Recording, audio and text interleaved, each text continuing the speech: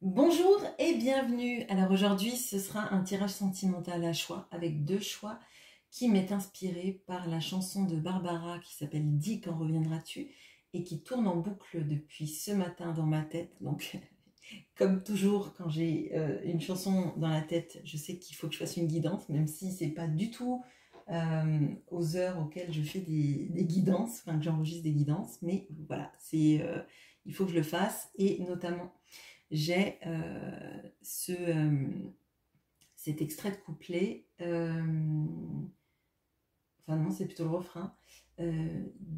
Dis quand reviendras-tu, dis au moins le sais-tu, que tout le temps qui passe ne se rattrape guère, que tout le temps perdu ne se rattrape plus. Alors, bon, là vraiment, on va aller regarder. Est-ce que cette personne veut revenir vers vous? Sinon, on va regarder pourquoi, pour quelle raison. Si oui, qu'est-ce qui l'en empêche? Et ensuite, on verra un conseil pour vous. Parce que trouver des manières de faire revenir l'autre, ça s'appelle du contrôle. Et ça voudrait dire que si l'autre ne revient pas, c'est à cause de vous. Et pour moi, ce ne sera jamais le cas dans une guidance. Il faut avoir une responsabilité, mais la culpabilité, elle sert à rien, par vous faire du mal. Alors que le conseil pour vous, ça va être un conseil sur votre vie à vous. D'accord ? Vous aurez le choix entre deux groupes. Le premier groupe, alors je l'ai mis à l'envers exprès parce que je ne veux pas faire de la pub déguisée. Je ne suis pas sponsorisée par cette marque de bougies, mais c'est celle que je voulais utiliser. Donc voilà. Vous avez l'orange épicé. Je ne vous le rapproche pas non plus trop, ça ne sert à rien en fait. Voilà, hop. Voilà, l'orange épicé. J'ai enlevé le nom. Hop. Et vous avez les rivages de Bora Bora. Voilà. Hop. Alors, en timer, en barre de description, je vous mettrai les différents repères temporels pour que vous ayez vers le groupe qui vous intéresse. On va commencer tout de suite par l'orange épicé. Alors, est-ce que votre autre veut revenir vers vous?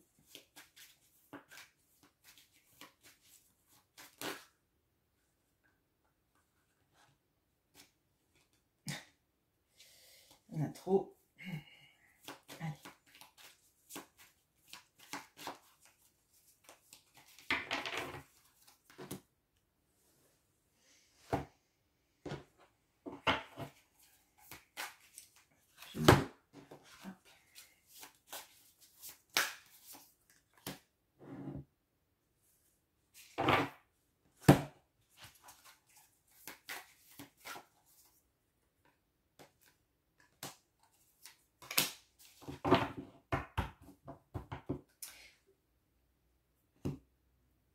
Je ferai l'étalage après, on va d'abord regarder ça et après on aura le oui ou le non, ça sera plus clair.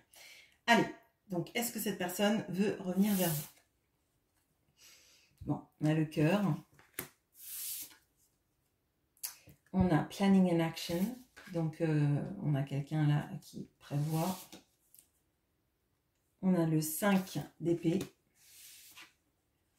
On a le jugement. On a la reine de denier. Bon, alors, là, on a clairement quelqu'un qui a l'intention de revenir vers vous. Mais, alors, c'est quelqu'un qui a dû être très entêté, hein, qui a dû avoir un positionnement vis-à-vis de vous qui n'était pas du tout celui que laissait paraître la tournure des événements, je dirais. Là, pour moi, on a toutes les potentialités avec le cœur d'avoir une relation qui aurait dû marcher comme sur des roulettes, qui aurait dû très bien se passer. Et là, moi, avec le 5 d'épée, j'ai vraiment la personne qui... très égotique. Vous voyez, le 5 d'épée, souvent, c'est la victoire à la Pyrrhus. C'est la personne qui est prête à gagner à n'importe quel prix, quitte à sacrifier ses troupes, quitte à pour avoir raison, on va aller s'enfermer dans un conflit plutôt que dire bon ben d'accord, ben, tu comptes plus pour moi que cette dispute, donc ben, je vais lâcher du lest. Vous voyez, là on a quelqu'un qui qui a pu s'enfermer dans l'illusion que sa vie financière, que son confort, que sa carrière comptait plus que l'amour, et s'en convaincre pendant longtemps. Là, avec le jugement, j'ai une sorte de... Alors, j'allais dire un twist, je ne sais pas si c'est vraiment le bon mot, une sorte de retournement vers soi, de se dire qu'en fait, on ne vibre pas, ça ne nous fait pas vibrer. La nécessité de gagner à tous les coups, d'être en fait finalement seul à récolter ses lauriers, c'est pas quelque chose qui est agréable. Vous voyez là dans ce 5 d'épée, on a quelqu'un qui effectivement gagne une partie, mais on a l'impression qu'il a triché. On a l'impression qu'en fait finalement il joue pas contre son copain, il joue pour la gagne juste. Et il s'amuse pas avec son ami. C'est la volonté de gagner plus que la volonté de faire quelque chose en synergie. Donc je pense que votre autre s'est privilégié dans la relation, s'est privilégié dans sa vie matérielle, financière et dans son besoin de réussir, donc carrière et argent. Et là maintenant il y a quelque chose qui ne le nourrit plus. Et il a l'intention de revenir vers ce qui nourrit son cœur. Parce qu'avec le jugement, il est plus fort que toutes les cartes égotiques qu'on a autour. Hein. Il est plus fort que la richesse et il est plus fort surtout que cette sensation de gagner à n'importe quel prix. Il se rend compte qu'en fait, en gagnant à n'importe quel prix, on perd. C'est ce que je vous ai dit sur la bataille à la Pyrrhus. Alors, on sacrifie toute l'armée pour gagner une guerre, mais finalement, si une deuxième bataille arrive, on n'aura plus de troupes. Et on a sur la conscience, la mort de tous ces hommes. Là, pour moi, gagner beaucoup d'argent et avoir un confort, ça sert à rien quand on est seul, quand on n'a personne avec qui le partager, ou quand on le partage avec des personnes qui finalement ne nous aiment pas. Là, avec Planning and Action, juste après le Lenormand, qui est la carte du cœur, m'annonce clairement que cette personne... elle a l'intention. On a la boussole et on a ce crayon qui fait le lien entre ces deux morceaux de cartes, vous voyez, qui fait une sorte de pont. Et pour moi, c'est le pont entre son monde et le vôtre.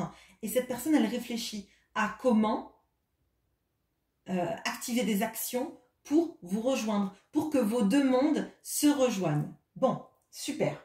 Alors maintenant, du coup, on va poser la question. Donc, qu'est-ce qui l'en empêche? Qu'est-ce qui l'empêche pour l'instant de ne pas le mettre en place, tout ça? Allez.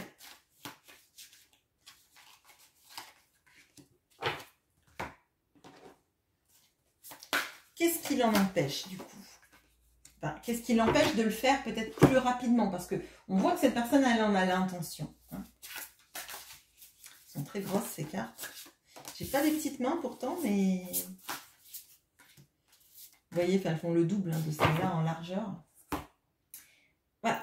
Et le conseil, on le fera en dernier. Bon, le tirage sera peut-être un peu plus long, mais... Et si j'arrête de parler encore plus. Bon, allez, tac. Alors, on a la croix. On a la mentalité de victime. Ouais, ok. On a la grande prêtresse. On a la reine de bâton. On a le 4 de bâton. Alors, là,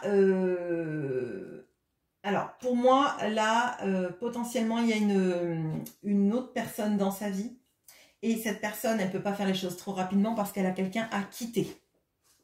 On a la croix. On a la mentalité de victime. J'ai le 4 de bâton qui me parle d'un engagement. Le 4 de bâton, c'est la stabilité, mais c'est aussi un engagement. Ça peut être un mariage, par exemple, mais c'est pas forcément le nom de mariage. Ça peut être un couple, tout simplement.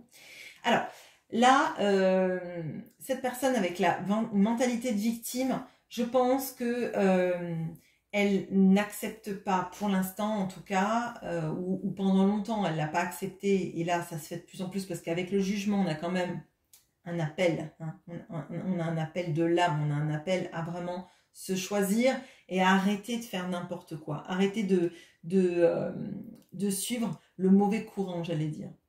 Je vais vous bouger la caméra, voilà, comme ça vous voyez toutes les cartes. Alors, là, pour moi, il y a de ça. Il y a quelqu'un qui n'a pas suivi son intuition, qui s'est mis alors je vais dire qui s'est mis ou qui s'est empêtré dans dans un foyer, parce que la passion, le cœur passait toujours après les deniers. Là, tout à l'heure, je vous ai dit, cette personne, elle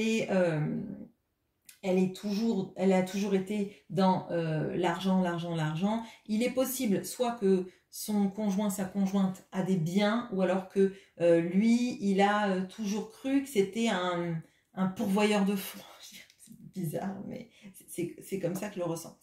Donc, on a quelqu'un qui a jamais trop suivi ses intuitions, qui a refoulé ses émotions, clairement, et qui se sent coupable du mal qu'il peut faire à un entourage, à une famille, à un couple, d'accord?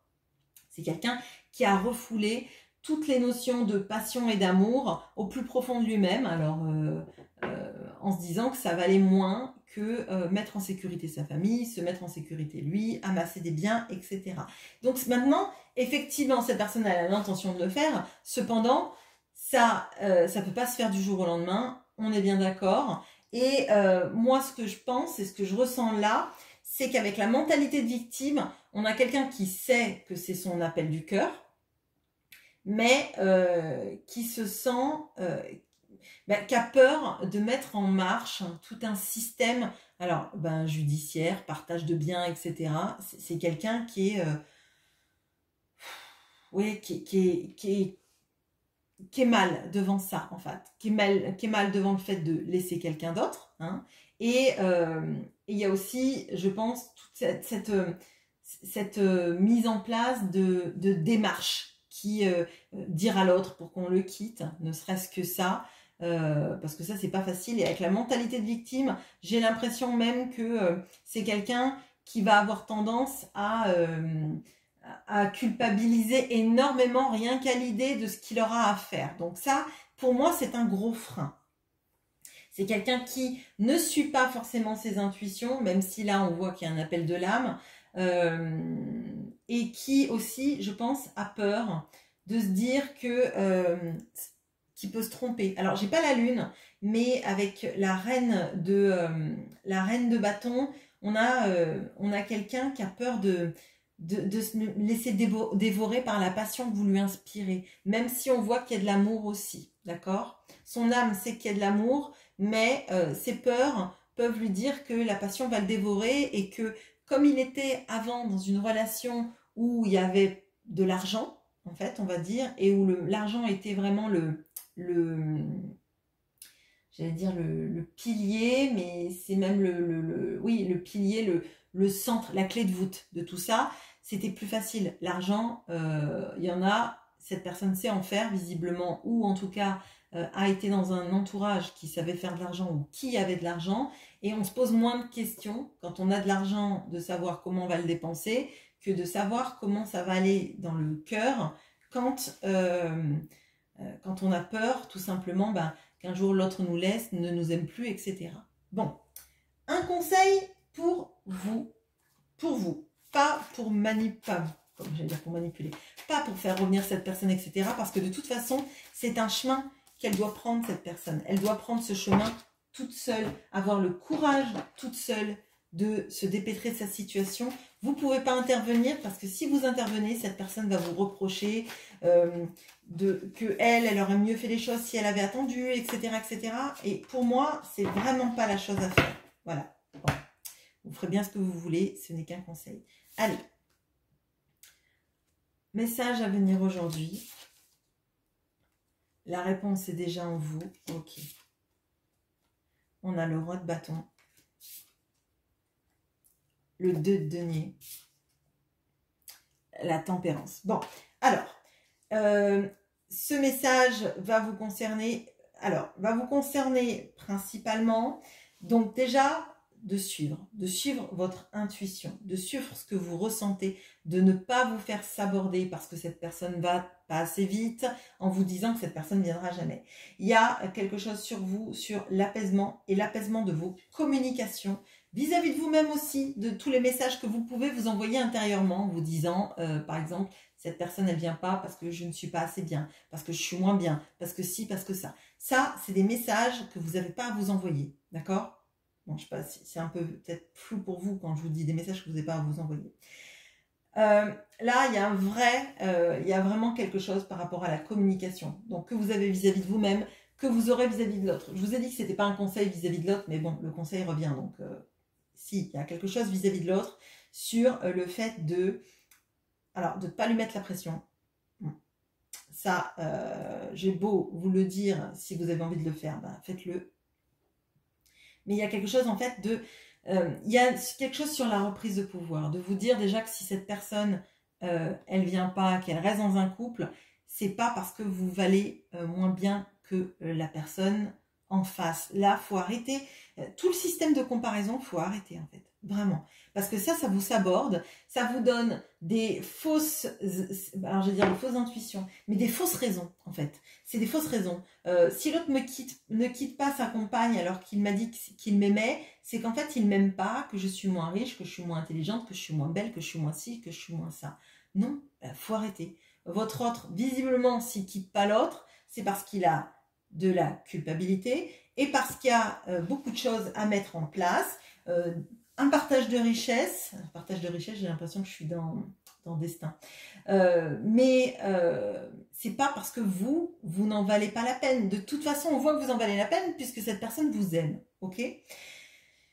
Il faut que vous continuiez vos projets. Il y a quelque chose avec le roi de bâton sur la reprise de son pouvoir et de faire des choses pour soi. Bien évidemment, quand on est amoureux de quelqu'un, qu'on attend quelqu'un, même s'il ne faut pas attendre, bon, ça c'est facile à dire, quand on est dedans, eh ben, quelque part on attend.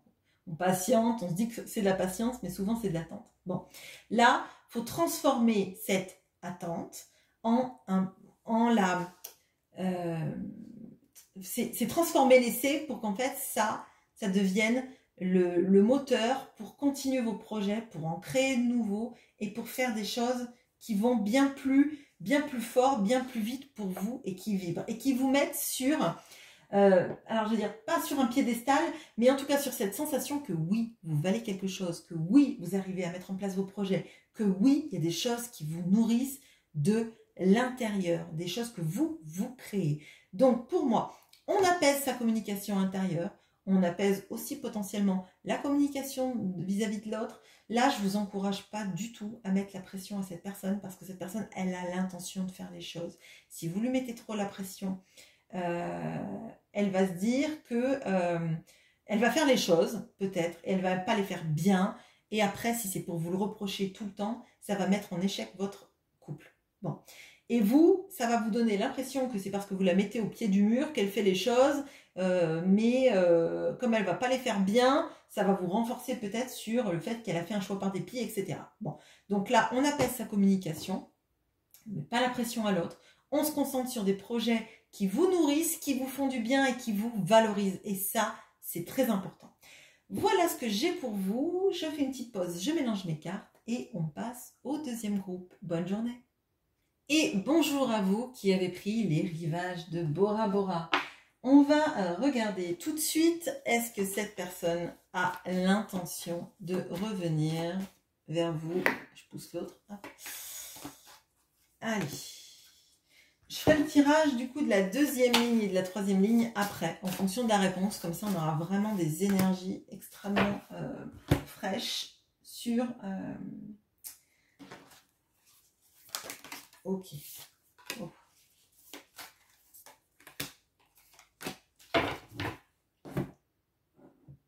Alors, on a l'étoile. On a un tempérament, un comportement artistique. On a la tour que j'ai retournée. le 6 de bâton,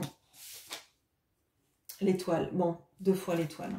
Bon, on a 2 arcanes majeures. Bon, alors oui, cette personne a l'intention de revenir, mais alors clairement, là, je pense que c'est un...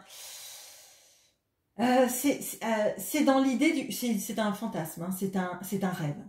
Cette personne, clairement, elle rêve. Elle rêve qu'elle est avec vous. Elle rêve que... alors, j'ai vraiment là cette sensation... alors, comme si tous les deux, vous aviez quelque chose qui vous liait d'un point de vue artistique. Alors, ça peut être la musique, notamment si, je sais pas, vous avez échangé beaucoup de musique et que vous arrivez peut-être plus facilement à communiquer l'un avec l'autre par la musique que par les mots. Ou par l'art. Hein. Enfin, vrai, il y a quelque chose là-dedans. Et moi, ce que je ressens, c'est que cette personne, elle rêve. Elle rêve secrètement que sa vie, c'est auprès de vous. Et j'ai 2 fois l'étoile. Et l'étoile, c'est l'espoir. D'accord? Donc, pour moi, est-ce que cette personne veut revenir? C'est son vœu le plus cher.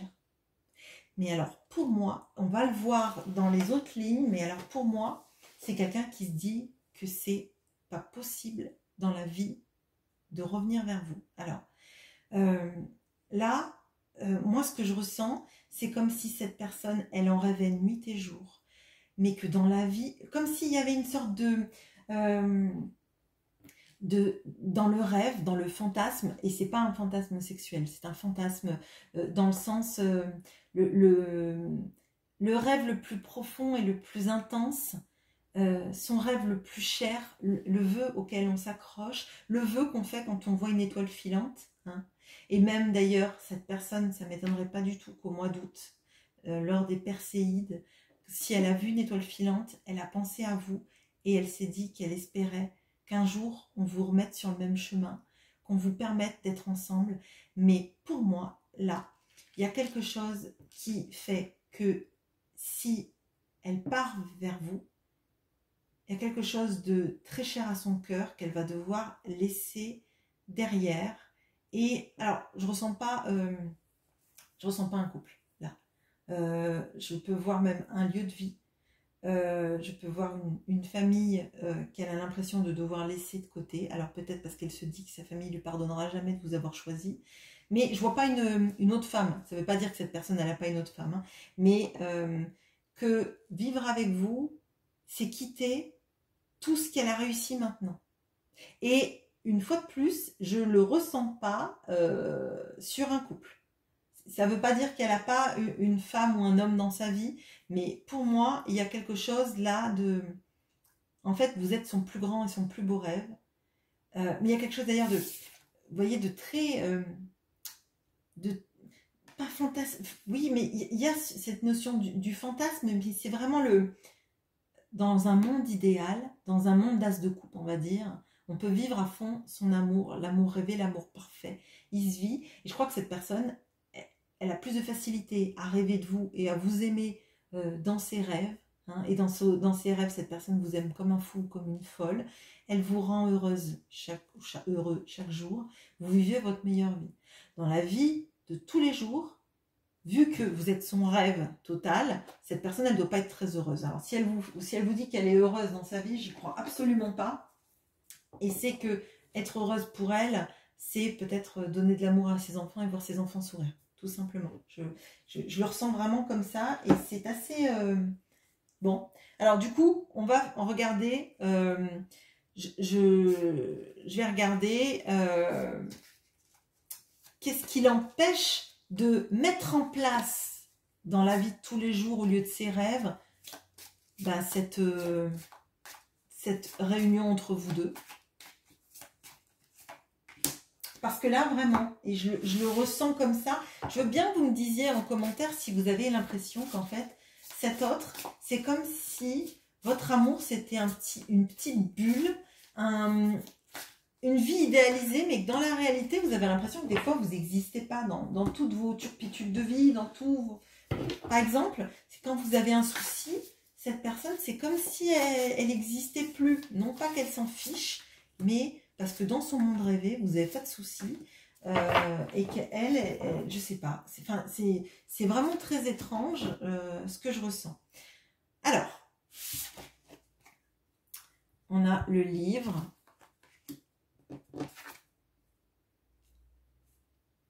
L'amour véritable.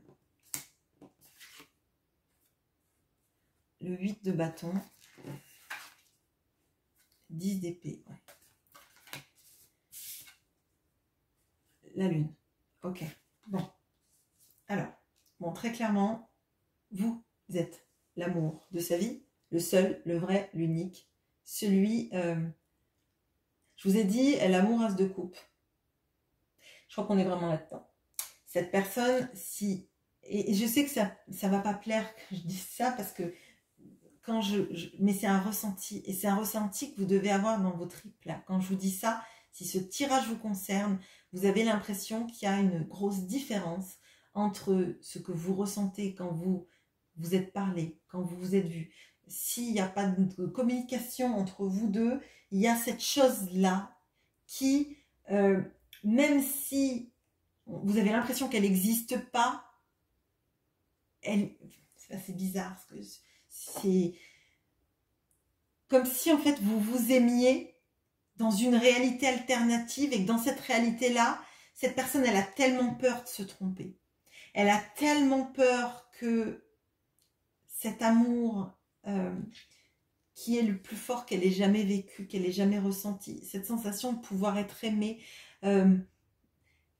à l'intérieur pour toutes les choses qu'on a, qui sont cachées, qui sont enfouies, qu'on n'a dit à personne, comme si vous, quand vous lisiez son livre, comme si quand vous lisiez son âme, je dirais, c'est bizarre, mais c'est comme ça que je le ressens, il n'y a rien qui vous choquait. Vous acceptiez toutes les pages, toutes les parties noires de sa vie, toutes les parties où il y a des ratures, toutes les parties où c'est pas forcément joli et dont cette personne elle a honte en fait. Comme si vous seul étiez capable de voir ça, de lire ça. Et cette personne, des parties noires dans sa vie, elle a l'impression d'en avoir plein. Elle a l'impression que si elle suit... Pardon. Ouais. Si elle suit son intuition... Pardon, excusez-moi, j'ai quelque chose qui vient dans ma gorge. Je fais une petite pause, excusez-moi. Pardon. Alors, cette personne, elle a l'impression que si elle vous disait tout ce qu'elle est, tout ce qui est à l'intérieur d'elle, qu'elle vous choisissait vous et pas les autres, elle risquerait de se tromper et vous risqueriez de ne plus l'aimer une fois que vous la connaîtriez au jour le jour. Là, pour moi, cette personne, elle a peur. Elle a peur de ce qu'elle ressent. Elle a peur de se tromper. Elle veut bien le ressentir à l'intérieur d'elle, mais dans l'action, il y a quelque chose à perdre. Vraiment.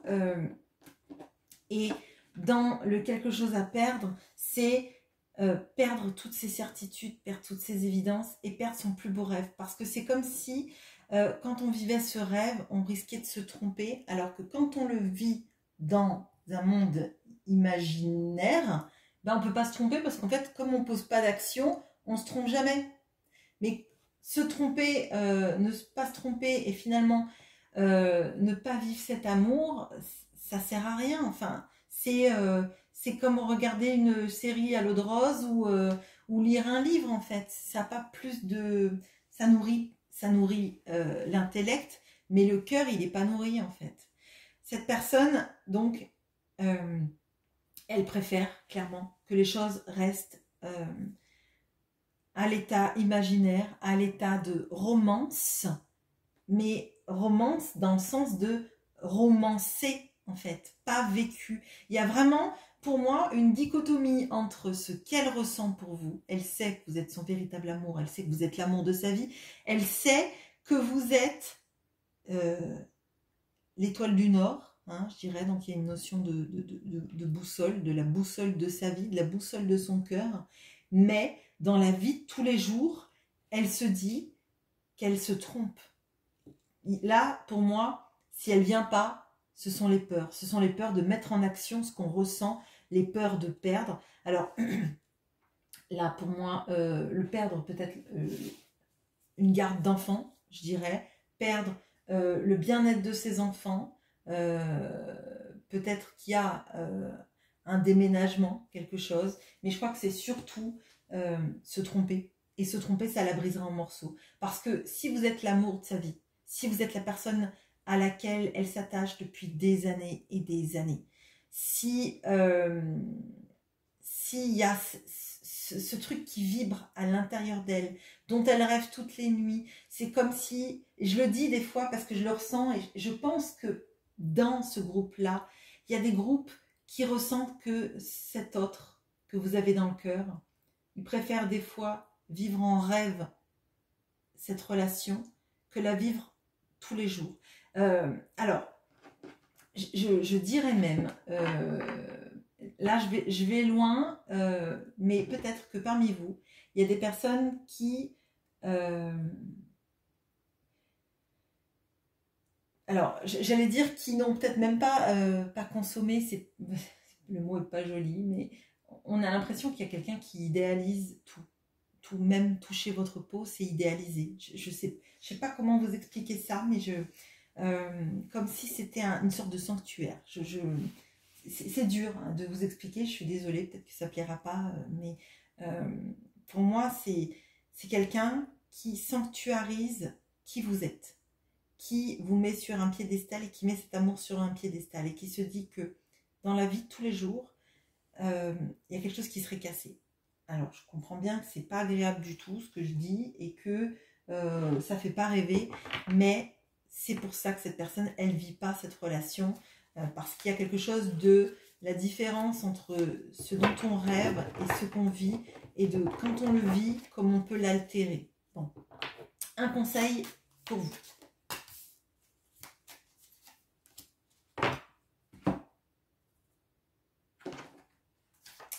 Un conseil pour vous. Donc c'est un conseil pour vous.